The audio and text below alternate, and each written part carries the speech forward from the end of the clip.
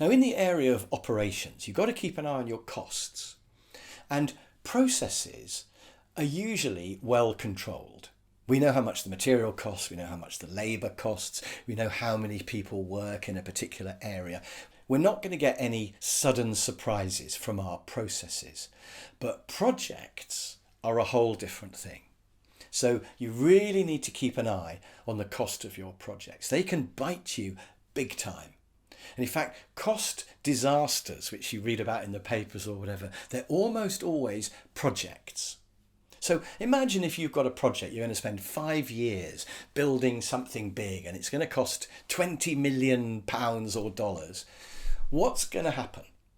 And the chances are that each year you spend about 4 million, let's say, and by the end of the 5 years, you've spent your 20 million and everything feels good. And then you discover that the project is not quite finished. And the project manager is saying, no, we haven't quite finished because, there were a few problems and things. And we need another 2 million to finish it. What are you going to do? And you've already spent 20, so you can't pull the plug on the whole project. You have to spend the extra 2 million. And so now you're thinking, well, how can I have suddenly lost £2 million? Where did that go suddenly? But of course, it didn't suddenly go. It had been slowly slipping away for the whole of the 5 years. And what was happening is they were going slightly slower, which is why they haven't finished. And they were still spending the same amount per year. So they were actually overspending slightly because they weren't doing all of the work. So if you go 10% too slowly, but you overspend by 10%, and that's easy to do, the numbers look about right until you discover you haven't finished.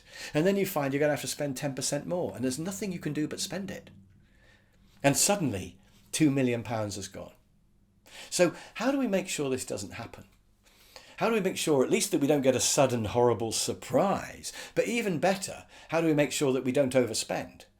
And the answer is we have to compare our progress with the amount we're spending.